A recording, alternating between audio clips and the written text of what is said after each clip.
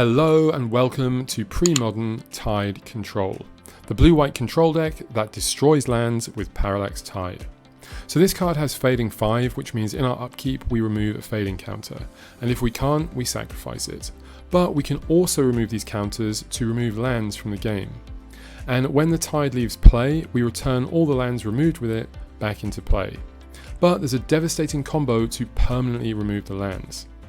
If we put the trigger to remove, say, 5 lands from the game on the stack, but then before it happens, before it resolves, we remove the Tide, for example with a disenchant by killing it, the leaves play effect will happen first, and nothing has been removed yet, so nothing comes back, and then the remove effect that's already on the stack will happen, effectively removing all of those lands from the game forever. It doesn't have to be a disenchant, you can also do this with Stifle, you could also do it with a bounce spell like Chain of Vapor, anything that removes the Tide from play.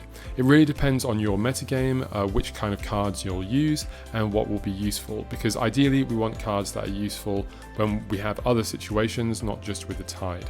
Now this is an absolutely devastating combo, and it can just take those mid-range or control decks completely out of the game. And of course, like any control deck, we have counter magic. Of course, counterspell is there, that will definitely be a 4 of. You also have mana leak, or if you prefer, miscalculation. I personally prefer that because you can cycle it in the late game. There's also a lot of other niche counters, or special counters such as prohibit, forbid, absorb.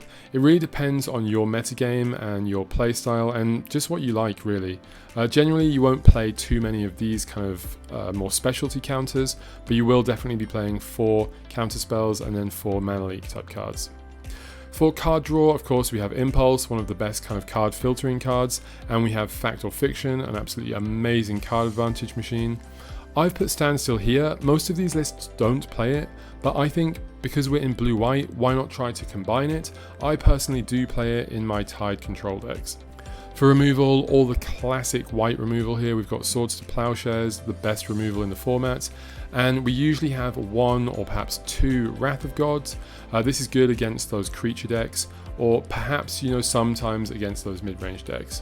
Powder Keg can be a nice answer too, as a very cheap efficient sweeper or a way to kill artifacts. And of course, I've already mentioned the Tide combo. It can be absolutely devastating against mid-range and control decks. Against some decks it's completely useless, and against some decks you will draw extra copies of some of the cards which seem a bit dead. And of course we also have Humility, one of the most annoying cards ever printed. It absolutely hoses creature decks, it completely stops creature combos, and it's just all round an amazing card, so we're definitely playing one of those. For the win cons, we have Decree of Justice, again just an incredible card, flood the board with 1/1 tokens while replacing itself. I personally really like Exalted Angel. I usually play 1 in the main deck. It's a bit of a nombo with Humility, but the card is just so powerful, and decks generally don't have that many ways to deal with it. It's just such a good card.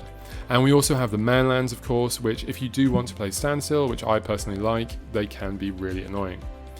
And don't forget we have Dust Bowl. This can also take our opponents off their specialty lands, or it can help to kind of mana screw them in the mid to late game.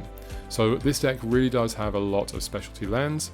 We're playing 26 or 27 lands in total, and that's one of the main weaknesses of the deck, is it's really mana hungry. We really need those color sources for the double blue and double white, and a lot of our lands do actually come into play tapped.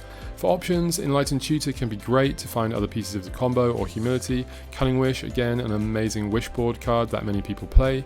A lot of these decks play 1 Replenish. I personally don't think you need it. Usually if you combo off once, then they're done, and returning the other stuff is not usually that relevant. I think Replenish is slowly making its way out of this deck, but you could definitely still play it if you like it. As far as the sideboard goes, blue and white have some amazing options. There's far too many to talk about. Let's just say you'll definitely have something for against red, something for against artifacts, something for against graveyards, and probably something for against creatures. It's also worth saying, if there's a deck you want to beat, there is almost certainly a blue or white card that absolutely destroys that deck. So if you are playing one of the Wishboard versions or Enlightened Tutor, then you can put some of those super nasty one-ofs in your sideboard. Playing the deck, it's just a standard control deck. We're just trying to hold up all of our answers and just, 1-for-1 them until we can get our card advantage engines going, slow down the game to our pace, and then just take over. So the Tide combo really helps with this because, well, it can just completely take them out of the game, or it can just take them out of the game for many turns. Sometimes you don't even need to actually combo them, just a Tide by itself is enough to time walk them, you know, and they skip like 1, 2, sometimes 3 turns from it. So it can just be super devastating, but you do have to be ready to sideboard it out. In some matchups it is totally useless, usually the super fast aggro and combo decks. Again, if you are playing Standstill, most of these lists don't, I just really love it, then you can just play that game plan where you hit them with the manlands. You can also use the Parallax Tide to save your manlands if ever they get destroyed by like a wasteland or something. It doesn't really come up that often, but it's worth including in the video. And of course there's Dust Bowl, don't be afraid to use it just to try and take them off their coloured mana in the mid to late game. This deck plays a lot of lands, so the chances of you not hitting more is much lower than your opponent, and sometimes it really can mess them up if you take them off with colour. So against the deck, any kind of mana disruption or land destruction can really hurt. This deck, as I said, is very mana greedy. Also overwhelming our defenses, such as lots of burn spells or some kind of storm that we can't really deal with. This deck is firmly a control deck. In every single matchup, we're just trying to slow the game down to our pace and then just take over with our late game spells. So the strengths of the deck is extremely versatile and very powerful. It has good sideboard options and the tools for any matchup that you might need. The weaknesses, it's really not beginner friendly at all. You really do need to know the metagame, how to play the deck. The mana base, as I said, if you get hit with some Armageddons or land destruction, can be a problem. And sometimes very fast starts from goblins or Sly or some very quick combo can get you. So here's an example list. It's actually one that I played myself. I really like this list, but of course, as always, I do recommend you check out TC decks. There's a lot of very good Tide control lists on there. And as always, thank you for watching. Please do like, comment, and subscribe. It really means a lot and it helps out the channel. And see you next time, and bye bye.